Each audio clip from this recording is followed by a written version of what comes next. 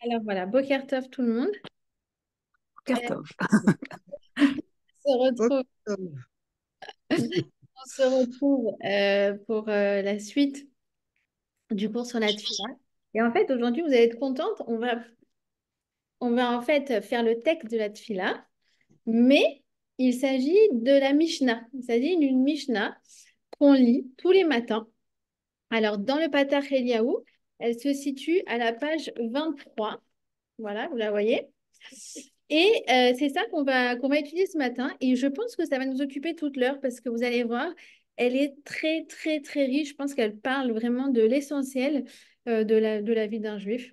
Euh, alors voilà, donc en fait, elle a deux parties. D'abord, il y a une Mishnah, donc c'est la Mishnah PA, et après, il y a la Mishnah de Shabbat. D'accord?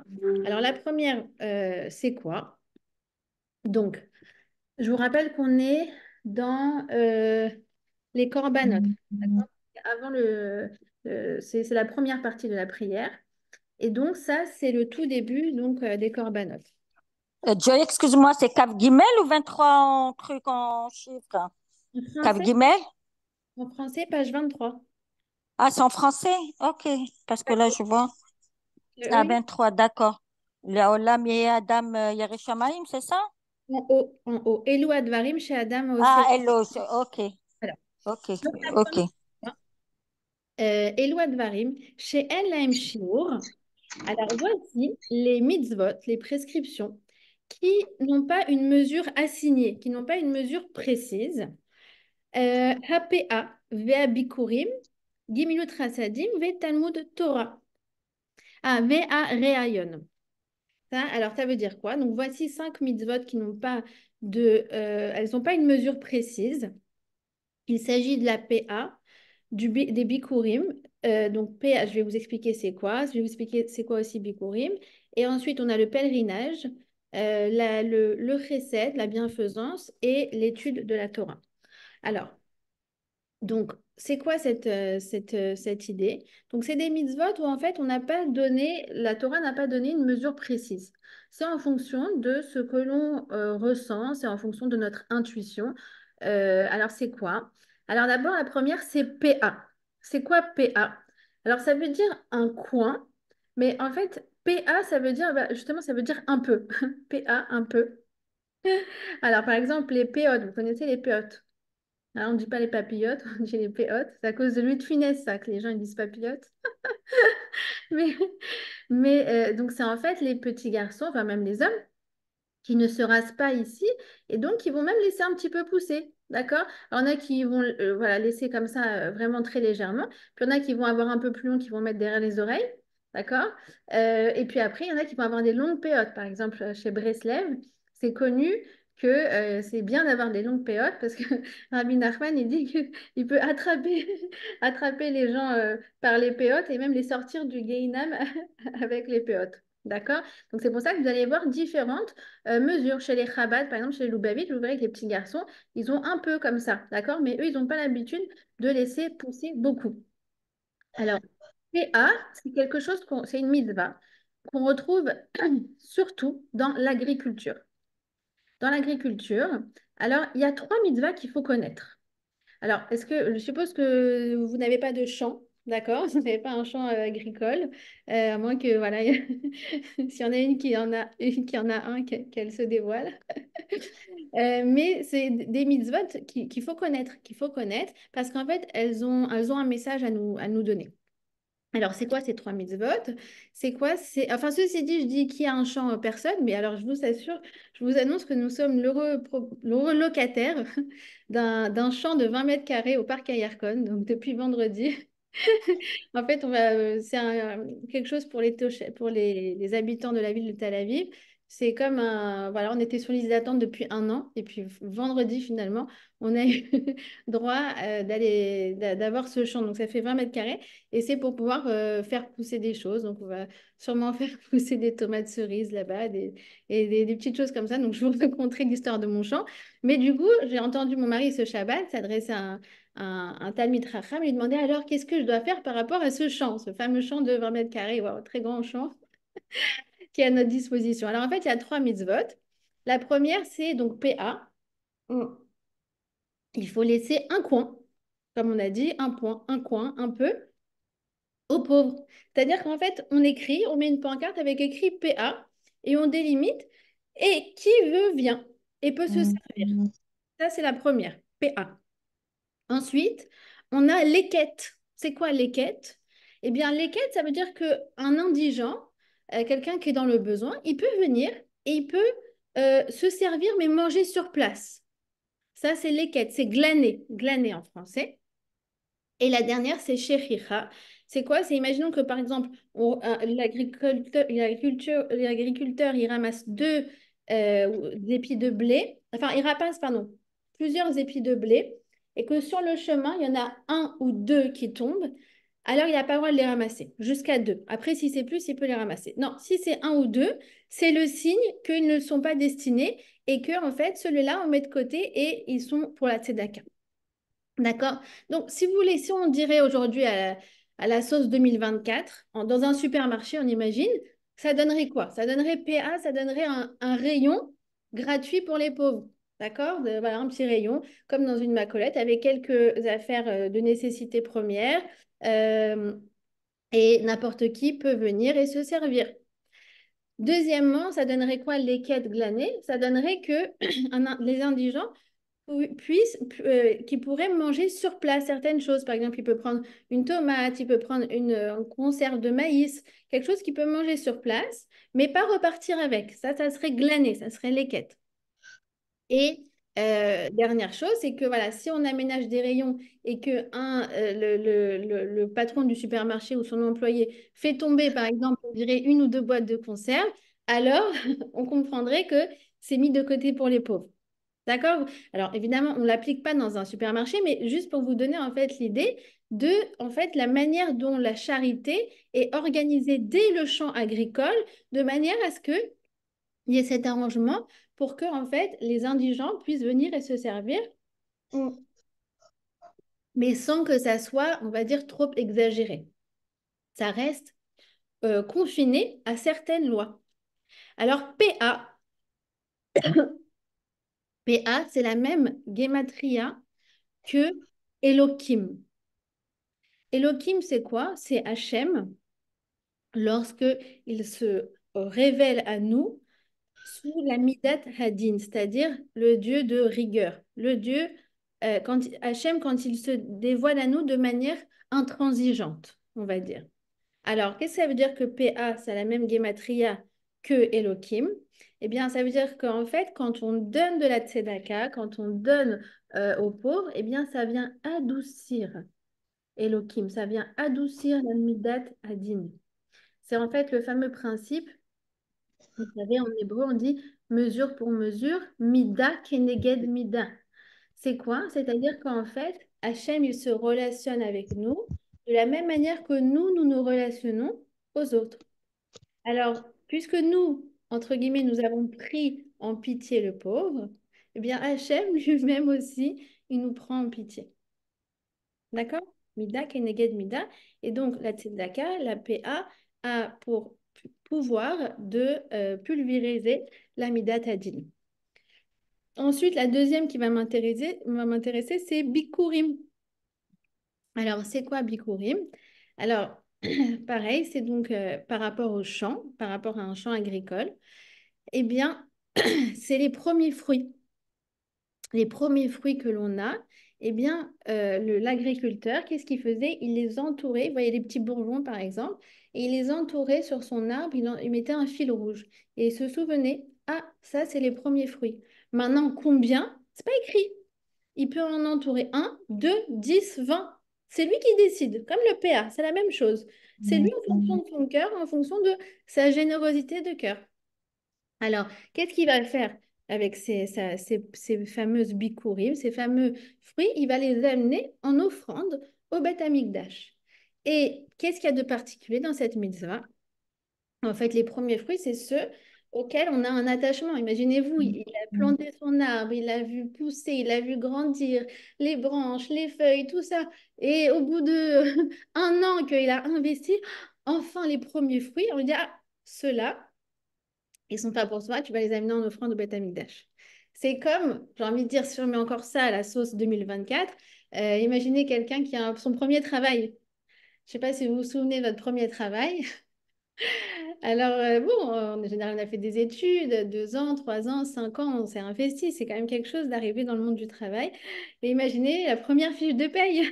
Alors, on est là, on dit, ah, c'est ma première paye, mon premier salaire.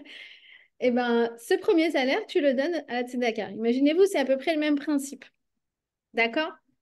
Ben, en fait, donc ces choses-là, elles ont pas de chiour, c'est-à-dire que c'est à nous de décider en fonction de notre générosité, en fonction, pour le coup, donc la première, c'est la générosité, la PA, c'est ce que ça symbolise. La deuxième, le bikurim, c'est la reconnaissance.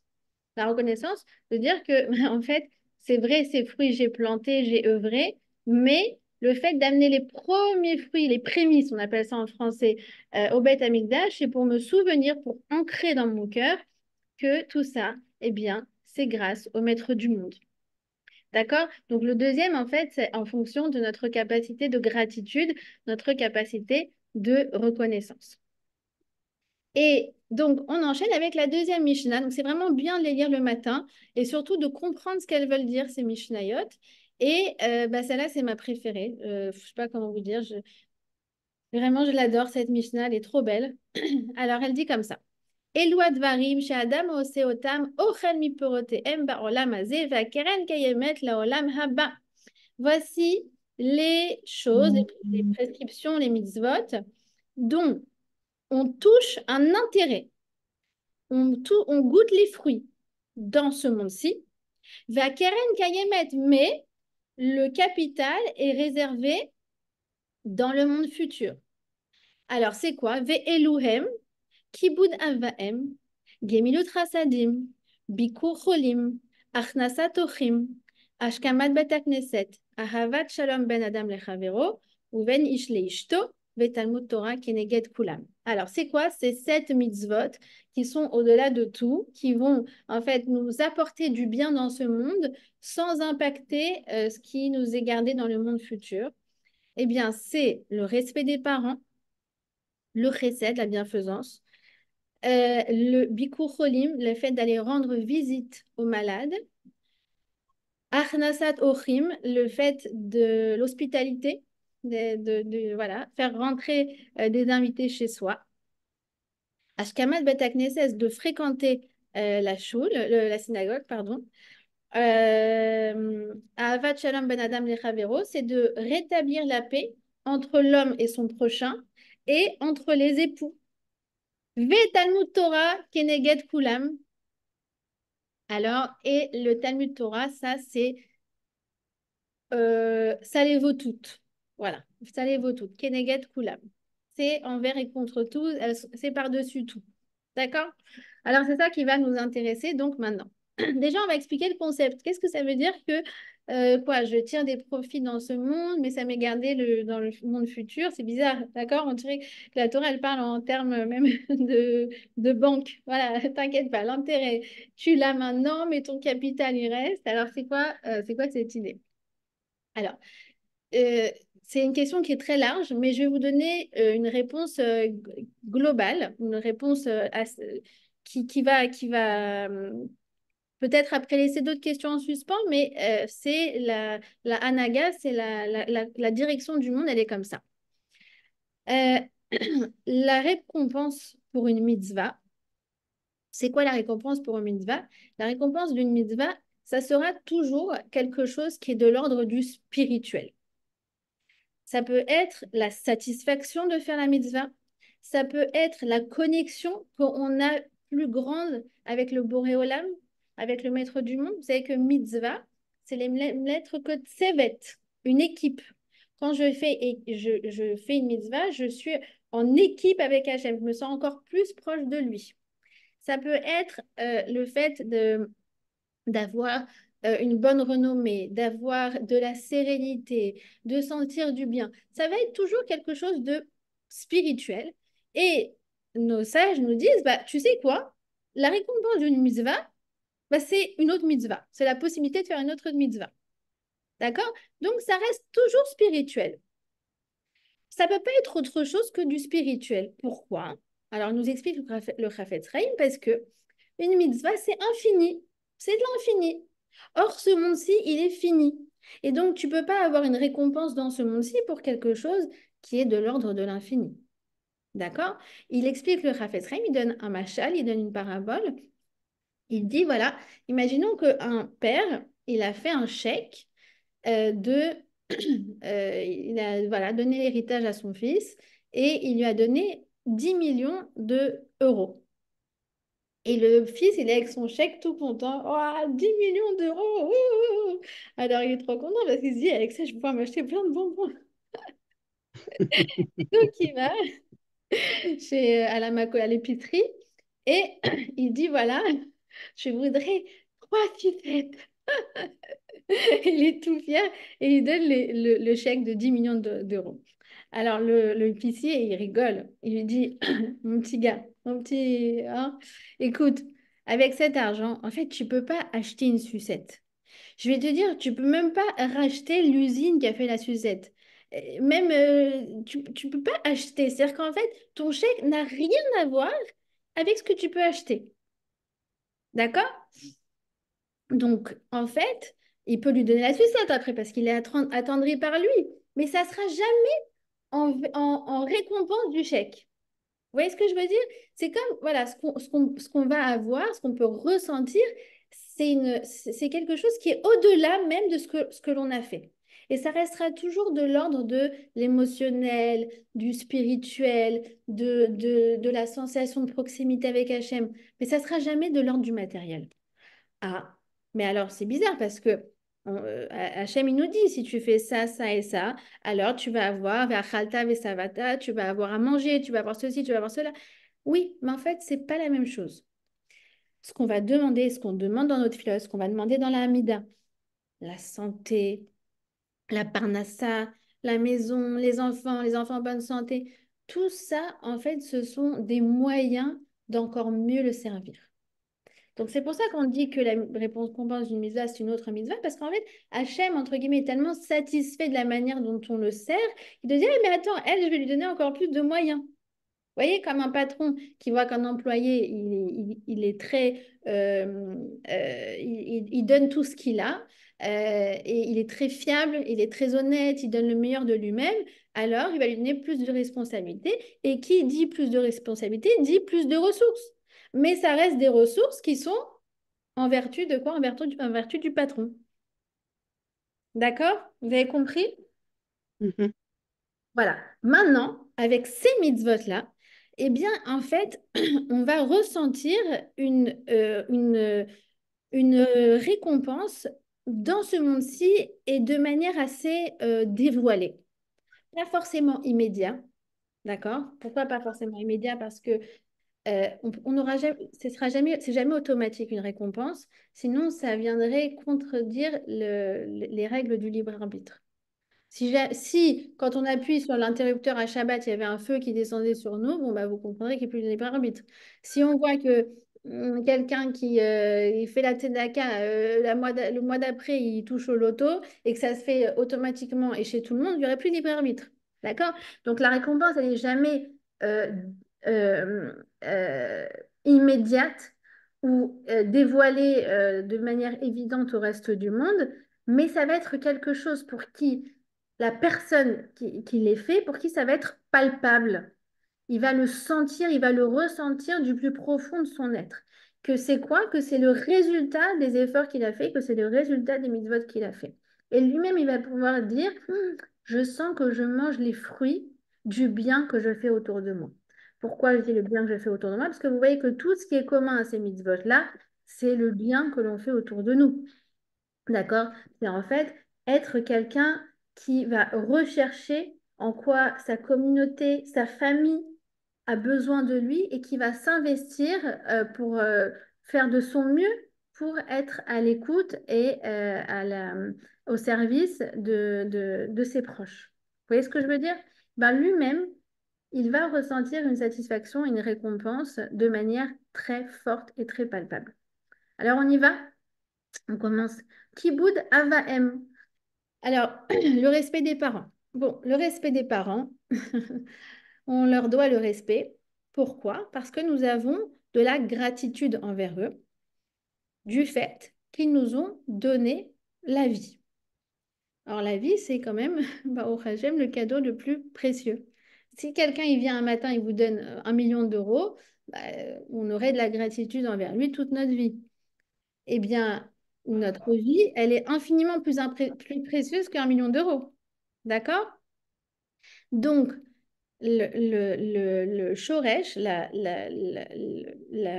source de la mitzvah de respecter ses parents, comporte énormément de modalités, dont je vais pas sur lesquelles je ne vais pas m'arrêter aujourd'hui, eh bien, c'est la gratitude qu'on a envers la vie. Donc, plus on respecte la vie, plus on a de la reconnaissance, plus on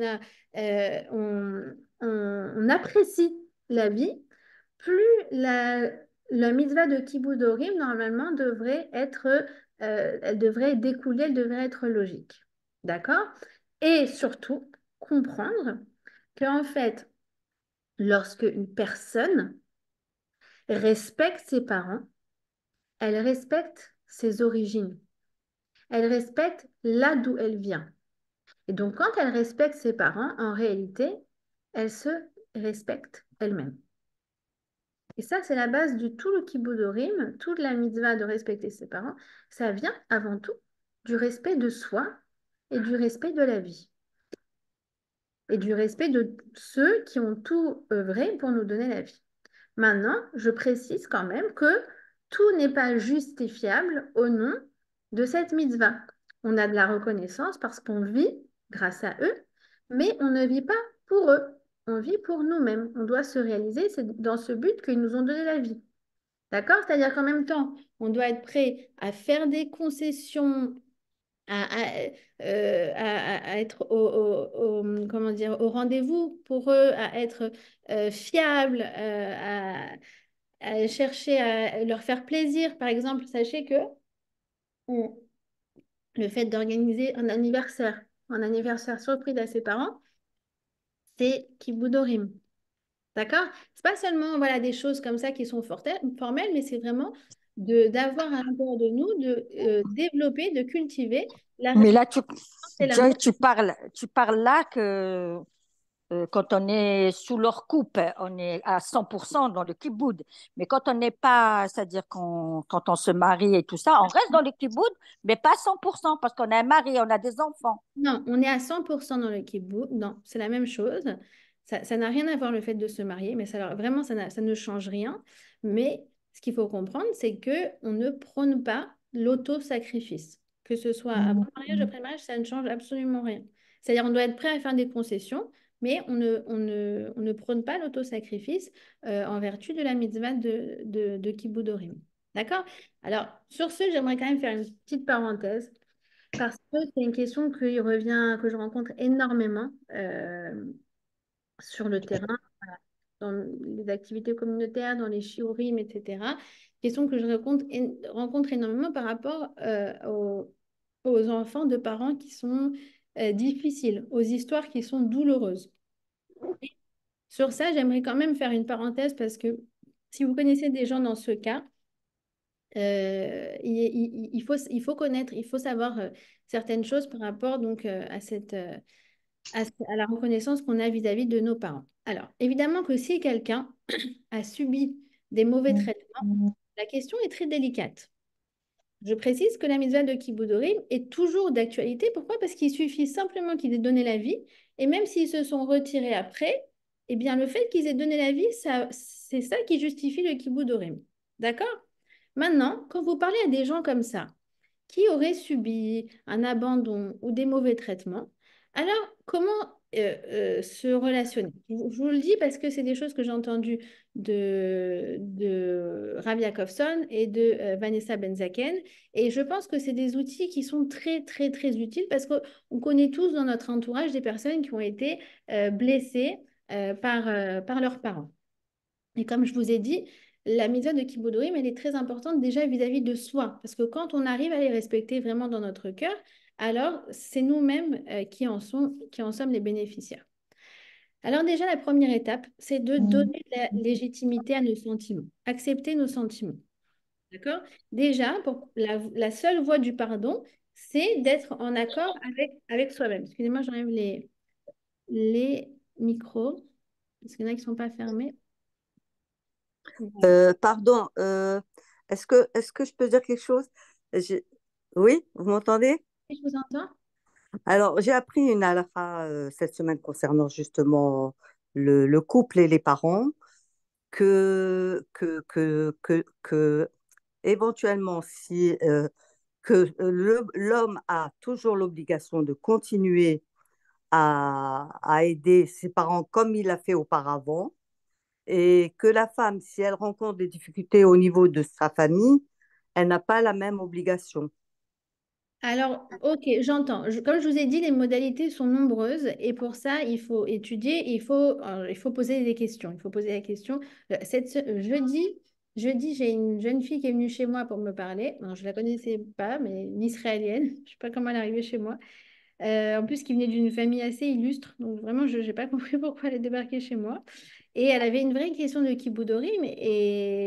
Et la question, c'était est-ce que elle était, en fait, sa mère est célibataire et elle a élevé sa fille toute seule. Et elle voudrait partir de Bnei Brak, là où elle est actuellement. Mais en même temps, elle me dit est-ce que ça vient pas contredire Mitzvah de Kiboudorim, de laisser ma mère toute seule, tout ça? Même moi, je te dis, c'est des questions qui me dépassent et il faut demander à des gdolim. Il faut vraiment poser des questions. Donc, c'est pour ça que je vais vous donner des clés. Je vais vous donner des clés, sachant que, voilà, après, comme on dit en hébreu, kol mikre les gouffos, c'est-à-dire c'est du cas par cas. Mais ce que j'ai entendu de Rav Jacobson et après de Vanessa Benzaken, pour moi, ça a été vraiment voilà, une belle grille de lecture et d'analyse et d'écoute et de voix pour accéder au pardon. D'accord? Donc, la première chose, c'est de donner de la légitimité au sentiment d'un enfant qui a souffert et de l'adulte qui a encore du ressentiment, d'accord? Du fait qu'il a été abandonné, du fait il a subi des mauvais traitements, etc. Maintenant, la voie du pardon, il dit Rav Jacobson, c'est de distinguer entre les agissements, les comportements, et la personne elle-même qui a mal agi. C'est-à-dire que quoi? Dis, regarde, j'entends ce que tu dis, je vois que tu as souffert. Regarde, on ne va pas parler de ton père ou ta mère. On ne la juge pas. On ne le juge pas, on ne les connaît pas. On ne connaît pas leur histoire. Ils ont sûrement eu leur souffrance, ils n'avaient sûrement pas la bonne maturité quand ça s'est passé, etc. À leur place, on ne sait pas si on aurait fait mieux. Mais les comportements qui t'ont fait souffrir à toi, tu dois sûrement pas les justifier. Parce que ce qui t'est arrivé, c'est quelque chose de grave. Et cette dissociation, elle est très importante et c'est ça notre terrain de travail. Ça donne quoi? Ça va être par exemple, écoute, je ressens que elle t'a lâché au moment où tu avais le plus besoin d'elle, que tu t'es senti abandonné. Son comportement a été dur, elle a manqué de compréhension ou il a manqué d'empathie. Elle ou lui, on ne les juge pas en tant que personne, mais la manière dont il a agi envers toi, c'est vrai, ce n'était pas une bonne façon. Ou bien, et amener la personne à tenir ce genre de posture. Dire, écoute, moi, je ne juge pas ma mère, mais l'ambiance, elle était gâchée par ces crises de nerfs. C'était difficile à vivre. D'accord? Ou bien, je ne sais pas, par rapport à ma grande sœur, je me suis toujours sentie complexée, toujours abaissée, voire presque rejetée. Ça, c'est la voie qui va amener vers quoi? Vers ce qu'on appelle en hébreu le pious. C'est la voie de l'apaisement. Parce que tant qu'on n'a pas reconnu un sentiment, une souffrance, un sentiment de trahison, sentiment d'humiliation, un sentiment d'abandon, ce sentiment, il reste là et il bloque la voie de la réhabilitation. Et ensuite, la troisième étape, mais ça c'est une fois que on a laissé décanter, maturer tout ça, eh bien, de dire, écoute, voilà, maintenant on va prendre un peu de recul, prendre de la grandeur et se rendre compte que finalement, Gamzoul et Tova, ce que tu as vécu, eh bien, ça fait qu'aujourd'hui, regarde, grâce à ça, tu as une certaine sensibilité, tu as une certaine empathie, tu as une certaine maturité. On dit en hébreu, en takala chez en la takana. Il n'y a pas un takala, un, comment dire? il n'y a pas une mauvaise chose qui arrive Une sans, embûche? ouais, il n'y a pas une mauvaise chose qui arrive sans en fait que ça soit un tikkun, sans que ça vienne, sans qu'il n'y ait pas une réparation à ça. En takana chez en la takana. Mais pour ça, vous comprenez qu'il faut que le nefesh, il faut que l'esprit de la personne soit mefouillasse, elle soit apaisée. Une fois qu'on a reconnu son sentiment, qu'on dit, écoute, finalement, moi, mes parents, ils ont vécu ce qu'ils ont vécu, je ne sais pas, moi, comment j'aurais fait à leur place, d'accord? Et bien ça, c'est la voie du pardon, c'est la voie de la réhabilitation. Et dites-leur bien, moi, c'est quelque chose qui m'a beaucoup aidé quand j'ai parlé avec des personnes qui ont été blessées. C'est n'oublie pas qu'une personne qui respecte ses parents, en réalité, elle se respecte elle-même. Et si tu ne remercies pas ou tu ne la remercies pas pour tout le reste, au moins pour le simple fait que il ou elle t'ont donné la vie. D'accord? Donc ça, c'est des choses qui sont essentielles, vraiment essentielles. Ensuite, on va avoir la deuxième mitzvah qui est la mitzvah de Chesed. Gemilut Trasadim. Alors, c'est quoi Chesed? Alors, Chesed, vous remarquez qu'elle était aussi dans la Mishnah d'avant, il y a marqué En la shiur, c'est-à-dire qu'il n'y a pas une mesure. Le chesed, c'est infini. C'est-à-dire qu'en fait, le chesed, c'est faire du bien à une personne, la bénir, lui dire des compliments, des paroles encourageantes, sourire, d'accord? Et c'est vraiment chercher à faire plaisir aux gens qui sont autour de nous. Mais ce que j'aimerais approfondir avec vous aujourd'hui, c'est en quoi le chesed, c'est quelque chose de très spécial. Et c'est en fait quelque chose qui a été inventé par notre premier patriarche, par Abraham, Abraham Avinu. C'est-à-dire, pourquoi? Pourquoi c'est l'invention de Abraham? Ben, jusqu'à Abraham, il y avait quelque chose qui existait dans le monde qui s'appelait comment? Ça s'appelait pas Chesed, qui s'appelait Tzedaka. C'est quoi Tzedaka? Ben, en fait, Tzedaka, c'est ah, tiens, je vois que cette personne est dans le besoin, je vais aller l'aider. Par exemple, un pauvre me sollicite, hop, je lui donne. Je vois passer une campagne à l'Odon pour soutenir tel ou tel projet de Torah ou projet caritatif. Ah, je fais un don. Je vois quelqu'un qui est sur la route, qui est en galère parce qu'il il y a plus de batterie dans la voiture. Hop, je m'arrête 5 minutes, on branche les câbles et je le dépanne. C'est-à-dire que quoi? Ça veut dire je pars du principe que moi, je vais faire ma journée normale, mais c'est un état d'esprit. S'il y a un manque, c'est bon. Euh, on peut compter sur moi. Je vais venir le combler. D'accord? Abraham, il a inventé le chesed. Le chesed, ça vient pas d'un sentiment de pitié, genre, oh mince, le pauvre, il faut que je l'aide. C'est une volonté proactive dès le matin. Genre, voilà, c'est une prédisposition de dire comment je peux plus faire du, euh, du bien dans le monde aujourd'hui? Comment je peux aider plus? Comment je peux faire plaisir? Comment je peux faire kiffer quelqu'un? C'est non pas attendre que l'occasion de donner se présente à moi, mais c'est chercher, voire créer des occasions de donner. Alors, où est-ce qu'on apprend ça? On apprend ça dans le Midrash. Il y a écrit que quoi? Que Iov, à un moment, il s'est plaint à Hachem. Il lui a dit, attends, Hachem, moi, quand même, tout ce que tu me, tout ce que je souffre et tout. Pourtant, j'ai fait du chesed, comme Abraham. Et là, Hachem lui dit, ah, je t'arrête. Ne viens pas comparer tes actions à celles de Abraham. Il y a une différence profonde. Et le Midrash explique. Il dit comme ça, il dit, regarde, Abraham, il allait chercher des invités. Même le jour 3 jours après sa brit Mila, il était au plus bas du bas, on a envie de dire à Abraham, prends 3 camels et reste toute la journée au lit, on va t'apporter des bouillottes. Non, lui, il se lève et il dit, oh, il n'y a pas quelqu'un qui aurait besoin de venir se restaurer. Pour lui, le besoin de donner est encore plus important que le besoin de se reposer. Donc lui, il cherchait des invités de manière proactive et d'ailleurs ne se laissait pas arrêter par les embûches. Mais toi, ah, t'attendais qu'on vienne chez toi. Ah, tac, toc, toc. Ah, salut Yov, ça va? Ah, bon, bah d'accord, je vais t'ouvrir. Je t'installe. Abraham, il demandait aux invités, dis-moi, qu'est-ce que toi, tu as l'habitude de manger? Qu'est-ce que tu kiffes? Ah, toi, tu es plutôt sushi? Pas de problème. Ah, toi, tu es plutôt pizza? Pas de problème. Ah, toi, tu es plutôt salade italienne? Ok, pas de problème. Préparez en fonction. Bon, je vous paraphrase un peu le midrash, hein, je l'ai rendu un peu sympathique.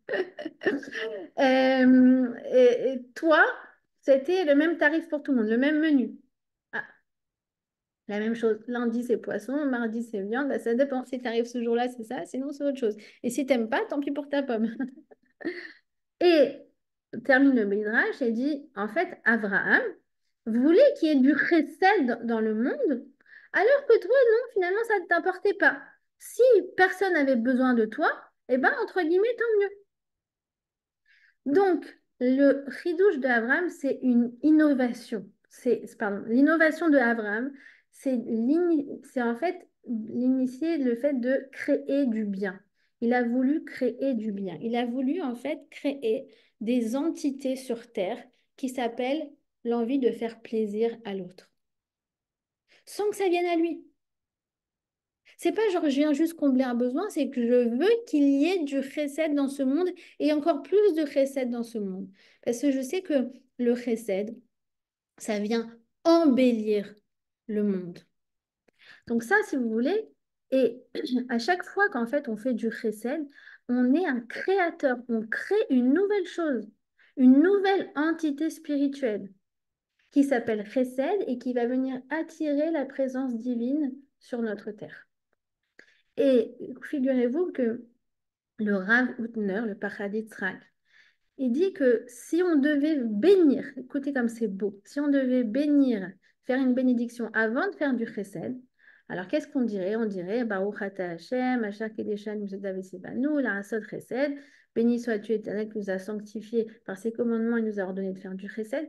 Et écoutez bien, on l'aurait fait suivre par une deuxième bracha, laquelle Baruch ata Hashem, Asher Kideshanu B'mitzvotav Vetzivanu Lachnis Bebrito Shel Avraham Avinu.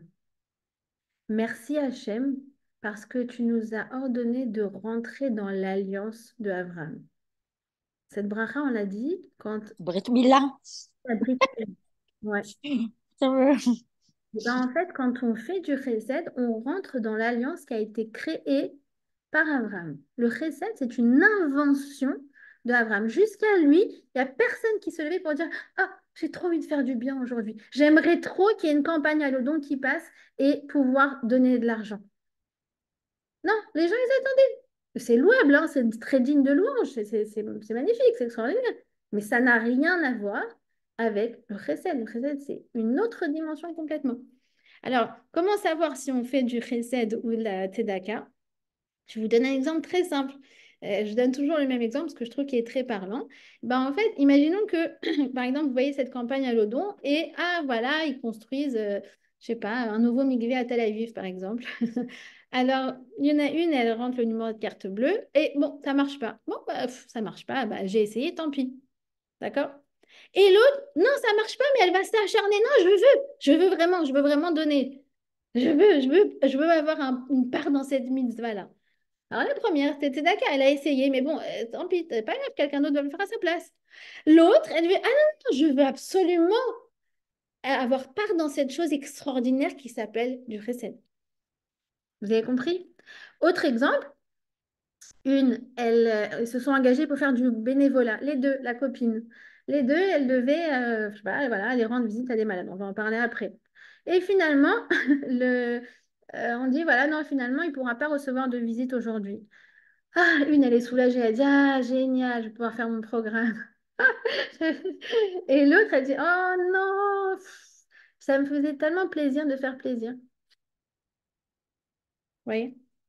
Différence entre le chesed et la tzedaka. D'accord? Donc, à chaque fois qu'on fait du chesed, on se repositionne dans l'alliance de Abraham Avinu, qui est de créer à chaque fois une nouvelle entité immatérielle et extraordinaire qui s'appelle chesed et qui va venir donc attirer la présence divine et faire tomber encore des flots et des flots de bénédictions. D'accord? Alors ensuite, donc, mitzvah de Bikur Cholim, d'aller rendre visite aux malades. Alors, rendre visite aux malades, moi, je vous avoue que je suis pas très forte dans ça. Je suis quelqu'un de très sensible et c'est très dur pour moi. Mais vraiment, je suis très admirative des personnes qui le font. Bikur Cholim, donc, T'as raison, hein, Joy, hein. Moi, quand je le fais, je viens malade toute la journée. Et je le fais. il faut se connaître. C'est... Hein. Ça veut dire, ces mitzvot-là, quand on étudie, c'est pas pour nous culpabiliser, pour dire il faut tout faire. Non, non, non, c'est très sensible. Oui, oui, voilà. Donc, je vous avoue que même moi, c'est pas du tout mon fort. Oh là là. Je passe de l'hôpital, donc moi, j'adore par contre aller voir les filles qui ont accouché. Ça, c'est. Voilà, les bébés, les bébés. Voilà. Pour Kholim, c'est difficile. Mais c'est difficile. Je confirme pour les femmes qui ont accouché, hein. Ah, Eden, je t'adore. Trop mignonne. J'ai été la voir. C'était la première devant ma porte, Joy. J'adore. Mais même Mazel si tov. l'accouchement, je t'ai dit, est-ce que tu veux que je vienne? Oh, Hachem, oh, Hachem. Mazel tov. Merci, merci. Alors, donc, Bikur Cholim, il faut savoir que à chaque fois qu'on rend visite à quelqu'un qui est malade, alors ça vient contribuer à sa guérison. Mais encore une fois, il faut connaître les modalités et il faut faire preuve de psychologie. Et il faut comprendre de quoi la personne elle a besoin, d'accord? Être fine, être en fait à l'écoute et être intuitive. Parfois, la personne a besoin de parler de sa maladie, parfois, elle n'a surtout pas envie de parler de sa maladie. Euh, Parfois, elle va bien, elle a l'air bien, mais en même temps, elle a besoin d'empathie. Parfois, au contraire, elle n'est pas bien, mais elle veut surtout pas qu'on la prenne en pitié. Donc, ça demande quand même, voilà, de la finesse, de la psychologie. Si on se laisse aller, on essaye de capter un peu dans quel état d'esprit elle est, alors on va y arriver. Mais il faut y aller sans savoir comment ça va se passer. C'est très important. Nos sages nous disent qu'il ne faut pas aller trop tôt le matin ni trop tard le soir. Parce que trop tôt le matin, en général, le malade, il s'est réveillé, il est en forme, etc. Donc, on aurait tendance à amoindrir son mal-être. On dira, ah, mais en fait, finalement, je croyais que ça n'allait pas, mais finalement, ça va. Bah non, tu es juste venu le voir à un moment où elle était un peu plus, elle s'est maquillée, elle était un peu plus souriante, mais voilà.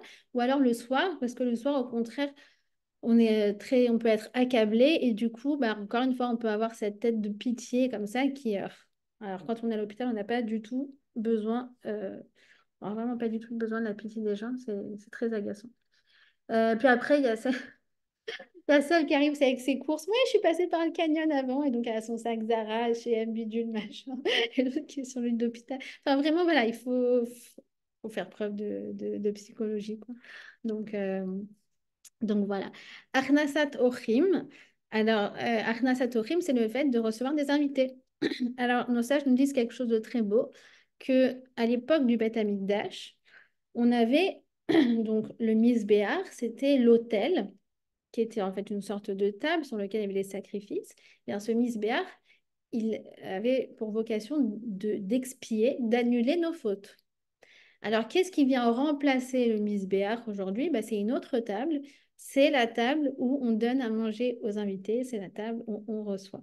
Encore une fois, c'est direct un héritage de Abraham Avinu. Alors, pareil, quand on reçoit des invités, il faut aussi être euh, psychologue, enfin, il faut être fin. Parce que donc tout est dans l'attitude, les mots, le sourire. Ça, c'est le plus important que tout. Et aussi, il est dit le Ochot Sadikim, il explique des choses très intéressantes par rapport à ça. Il dit qu'en fait, il ne faut pas poser, par exemple, trop de questions. Comment tu t'appelles? Mais où tu viens? Ah, mais c'est qui tes parents? Mais t'as grandi où? Mais dans quoi tu travailles? Mais pourquoi t'es venu? Mais bon. Et l'interrogatoire. Alors, c'est très désagréable pour la personne. Si moi, voilà, je suis venue, moi, je suis pas venue pour étaler ma vie. Donc, ça peut rendre des gens très mal à l'aise. Mais à l'inverse, ne pas poser de questions, c'est très désagréable. Ça, je ne sais pas si vous êtes déjà arrivé, moi ça m'est déjà arrivé d'aller chez des gens qu'on pose zéro question, on ne sait pas qui t'es, on ne sait pas d'où tu viens et on ne s'intéresse pas à toi en fait. Il n'y a aucune curiosité de la part de la personne qui te reçoit. C'est aussi un sentiment très désagréable. Donc pareil, il faut sentir. Vous savez, des fois, on pose des questions, mais on sent que bon, la personne n'a pas vraiment envie de parler de ça. ou alors un peu envie qu'on le laisse tranquille, d'accord? Ou alors, on ouvre comme ça des brèches, et puis après, on voit que la personne, elle s'ouvre et qu'elle est contente de partager, et que, voilà, elle a des choses à livrer. Donc, on accueille, voilà, vraiment, on accueille. Euh, Surtout que nos sages nous disent, Gomel amalbin shinaim le chavero yoter mimashko chalav. Le, c'est plus grand de montrer le blanc de ses dents que de donner un verre de lait blanc à boire. D'accord? C'est ça que ça veut dire. Alors, au-delà du jeu de mots, parce qu'en fait, le mot, c'est autour de la couleur lavane, c'est qu'en fait, ce qu'on va donner euh, autour du repas, c'est-à-dire l'affection, voilà, le sourire, l'écoute, tout ça, eh bien, c'est beaucoup plus important que le repas en lui-même. Parce qu'en fait, ça va redonner du baume au cœur à la personne, ça va lui donner de l'importance, ça va lui, voilà, lui donner un sentiment de simcha. Alors tout ça, c'est quelque chose qui va l'accompagner. Nous disent nos sages, en fait, ça reste chakouk belibo, c'est-à-dire que ça reste ancré dans son cœur. Le repas, la pkeïla, elle a été digérée. D'accord? Le lendemain, il reste pratiquement plus rien, sauf un peu de gras peut-être dans les cellulites. Je rigole. Mais ça y est, le plat, il a été digéré. Mais l'affection, les questions, l'attention, voilà, tout ce qu'on a expliqué autour, ça reste jusqu'à 120 ans. On peut parfois se souvenir du sourire d'une personne à un moment où on en avait besoin. Et cette chose-là, elle nous nourrit même des mois et des années après. C'est ça, en fait, le sens de cette phrase.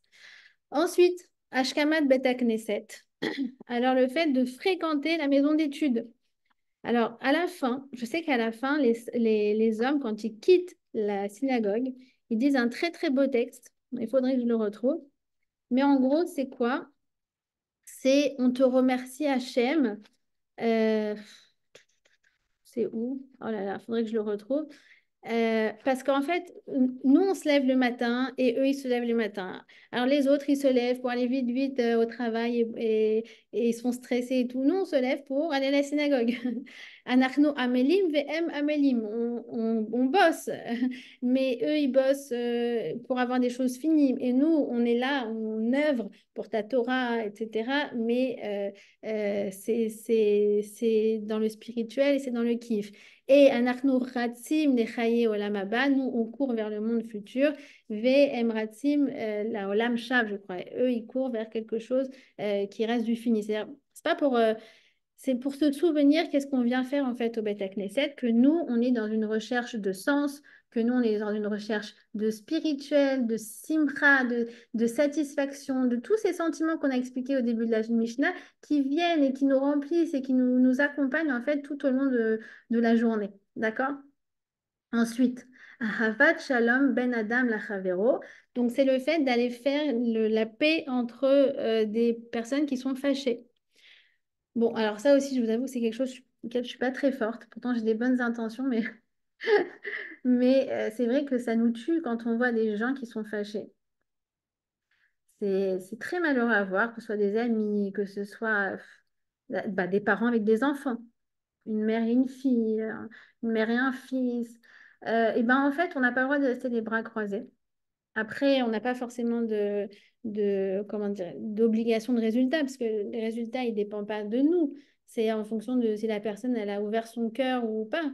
Mais on n'a pas le droit de rester les bras croisés et on doit faire en sorte de tout faire pour essayer d'apaiser les deux parties. D'accord? Encore une fois, tout ça, souvenez-vous, comme le chesed, c'est une entité, nouvelle entité spirituelle que je crée sur Terre qui n'existait pas avant. Vous vous souvenez de ça? Ben, en fait, c'est pareil là, mais avec le shalom. Eh bien, je suis venue, je suis intervenue, j'ai pris les devants pour essayer de quoi? De créer encore une fois, c'est une nouvelle forme d'entité spirituelle qui cette fois-ci, c'est pas du chesed, c'est du shalom. Eh bien, pareil, ce shalom, ça va venir attirer la shrina, ça va venir faire descendre la shrina sur terre, la présence divine, et ça va venir donc déverser des flots de bracha sur ceux qui ont fait la paix et sur celui qui a été entremetteur pour faire la paix. D'accord? En hébreu, on dit Aleva yalai. Ça veut dire qu'on fasse partie Il faut appeler Aaron à Cohen. Voilà, comme Aaron à Cohen. Aaron à Cohen, qui allait voir. Alors, il avait une super stratégie. Bon, moi, je vous dis, elle ne marche pas forcément, mais la stratégie est super. Vous la connaissez peut-être. Ouais. David est fâché avec Coco et donc il va voir Coco. Il fait, «Ah, tu sais quoi, depuis que David est fâché avec toi, il est brisé, son cœur est brisé, il n'arrive pas à s'en remettre.» Et Coco, il fait, «Ah bon, oh là là, c'est pas vrai, je ne pensais pas qu'il allait être affecté à ce point.» Après, il va voir David, tu sais, Coco, alors là, il est vraiment pas bien. Pareil, le même discours, ah bon, je me rendais pas compte, jusqu'à ce que, hop, ils se croisent au marché ou dans la rue et hop, ils se tombent dessus et tout est oublié. D'accord? C'est faire preuve, en fait, encore une fois, de psychologie, de finesse. Voilà, c'est la plus belle chose du monde. Et la paix entre une femme, entre les époux. Et moi, ça, c'est un truc que j'aime bien faire. Pour le coup, voilà, je suis pas trop mauvaise dans ça. C'est de faire, en fait, de faire des compliments au mari devant sa femme pardon, complimenter la femme devant son mari ou vice-versa, en disant, oh là là, mais incroyable, franchement, ta femme, elle m'épate, elle est trop forte. Ou alors, oh là là, vraiment, oh Hachem, c'est trop gentil ce que ton mari l'a fait. Voilà, des petites choses comme ça, je vous assure, c'est trop mignon. Mais à chaque fois, vous allez voir le petit sourire gêné comme ça, ils se regardent les deux. Parce qu'en fait, on oublie quand on vit en couple. Bon, on a l'impression que tout est acquis et que tout va de soi. Mais non, pas du tout. Alors, des fois, il y a des regards extérieurs qui viennent et qui remettent les choses dans la bonne proportion. D'accord? Donc ça, je vous dis, ça c'est facile, faites-le. Et pareil, vous allez voir des résultats exaltants, des résultats, pour le coup, c'est quelque chose qui est palpable. Quand vous arrivez à juste créer ce petit sourire entre un homme et sa femme, c'est quelque chose qui vaut de l'or. D'accord? Et enfin, Ve Talmud Torah, Keneged Kulam. Et la Torah, alors elle les vaut toutes. Elle les vaut toutes. Et dans les 5 dernières minutes, je vais vous expliquer pourquoi, mesdames et messieurs. Pourquoi la Torah, elle est Keneged Kolam, elle est envers et contre tout. Alors, pour 2 raisons. La première, c'est quoi? Bah, en fait, c'est ce qu'il dit Rabbi Akiva dans la Gemara Kiddushin. Il dit, bah, c'est normal que l'étude, elle les vaut toutes, l'étude de la Torah, parce qu'en fait, l'étude, c'est elle qui nous mène à faire ces choses-là. Par exemple, là, ce matin, bah, en fait, on s'est resensibilisé à ces choses-là. Et donc, sûrement qu'il y en a une qui va dire, ah bah tiens, la prochaine fois que je vais voir un couple, je vais essayer de rajouter un peu d'amour entre eux. Ah bah tiens, je me suis souvenu que ma tata, elle est malade là-bas. Et bah écoute, dimanche prochain, je vais essayer d'aller la voir. Ah, bah prochaine campagne à l'Odon, bah si ma carte bleue, elle ne marche pas, je vais essayer de trouver un autre moyen pour pouvoir passer. Vous voyez ce que je veux dire? Ça vous sensibilise à toutes ces choses-là. Donc, évidemment que ça les vaut toutes parce qu'en fait, ça les conditionne. Maintenant, il y a une autre chose, c'est que il nous dit, Rabbi Akiva, il dit Gadol Talmud Shemevi Leyede Maase. Parce qu'en fait, grande est l'étude qui amène à l'action. D'accord? Alors, nos sages nous disent que quoi? Donc, c'est l'Empire qui a vote. Nous disent que, alors c'est écrit comme ça, que quelqu'un qui a beaucoup de sagesse, oh, il a beaucoup de chorma, il connaît plein de choses, mais il fait pas grand-chose hein, de tout ce qui a été dit là. Il est fâché avec ses parents. Chesed, bon, bah, il ne peut pas trop compter sur lui. C'est le genre à faire des histoires. Mais par contre, non, mais t'inquiète pas, hein, il connaît beaucoup de choses dans la Torah. Alors, ça ressemble à un arbre, on me dit la pierre qui a vote, ça ressemble à un arbre qui a beaucoup de feuilles. Ouah, c'est beaucoup de sagesse, beaucoup, beaucoup, beaucoup de feuilles. Mais par contre, les actions, c'est de toutes petites racines, pas grand-chose. Alors, le moindre vent, paf, ça le déracine. À cause de quoi? À cause du décalage qu'il y a entre ses feuilles et ses racines. Entre sa grande intelligence et le fait que bah, ce n'est pas quelqu'un qui est très participatif au niveau des mises-votes. D'accord? À l'inverse, quelqu'un qui est un monde qui a beaucoup d'actions, mais qui n'a pas beaucoup de connaissances. Mais naturellement, ben voilà, même si elle n'avait pas étudié cette Mishnah, eh ben, c'est quelqu'un naturellement qui aime bien inviter des gens, c'est quelqu'un qui aime bien faire la paix, c'est quelqu'un essaye de faire plaisir à ses parents, etc. Alors, c'est écrit comme ça que même tout, ça ressemble à un arbre qui n'a pas beaucoup de feuilles, mais qui a beaucoup de racines. Alors même les grandes tempêtes du monde ne sauraient le déraciner. D'accord? Alors, il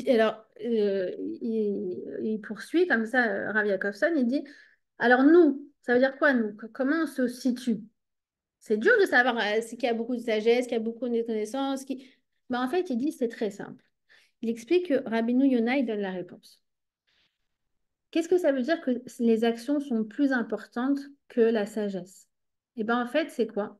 C'est quand tu vas à un cours de Torah, ou quand tu te connectes sur le Zoom le dimanche matin, eh bien, quand tu vas au cours avec l'intention de changer en fonction de ce que tu apprends. Ça s'appelle que ces actions sont plus importantes que sa forma. Quand il se pose la question de dire, mais attends, comment je peux être à la hauteur de ce que je viens d'apprendre? Et ça le tire vers le haut. Et c'est quelque chose qui est propre à la connaissance de la Torah. Il n'y a aucune autre sagesse dans le monde qui est comme ça. C'est-à-dire que, comprenez bien, c'est admis dans le monde académique, dans le monde de la recherche, qu'on peut étudier, waouh, mais sans appliquer. D'accord? Tu peux étudier la philosophie, mais sans appliquer les standards que tu prônes. Et c'est normal et c'est acceptable. D'accord? Même dans la recherche, tu as la recherche appliquée, la recherche fondamentale. Genre, oui, tu peux avoir de la recherche pour la recherche, mais ah non, l'application, on s'en fiche. Je dis, mais non, mais la Torah, c'est pas comme ça. C'est pas du tout comme ça. C'est-à-dire quand tu vois par exemple, c'était quoi la mode de Madonna qui étudie la Kabbalah? Et les gens ils étaient là, waouh, trop bien et tout. Mais excusez-moi, elle n'a pas changé, elle est toujours aussi vulgaire, matérialiste et égocentrique. Et tu dis, mais c'est pas ça.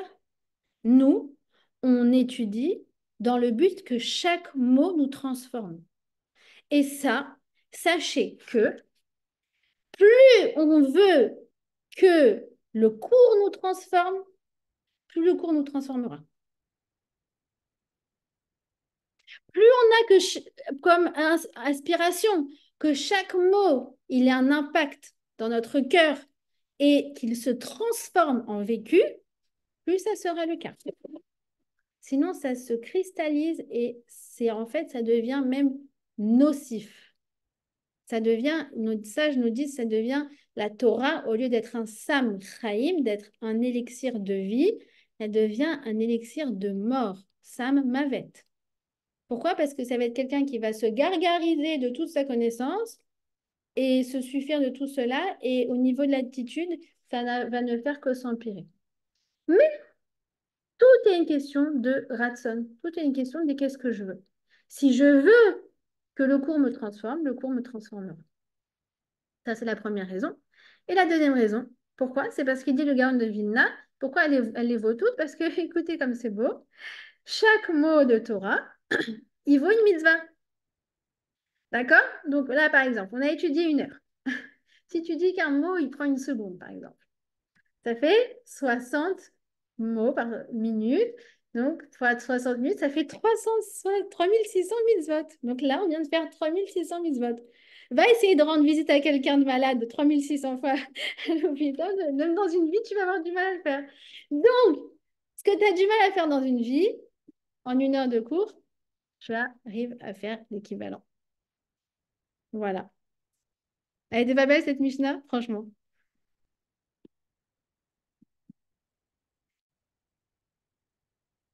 Oui, vous êtes silencieuse. Oui, Non, très non, belle. non. Magnifique. Splendide. C'était écrit, c'était écrit au lieu de Merci. Je parler. suis en train de, en train de dormir. Non. Non, non, non. Au lieu de Non, parler,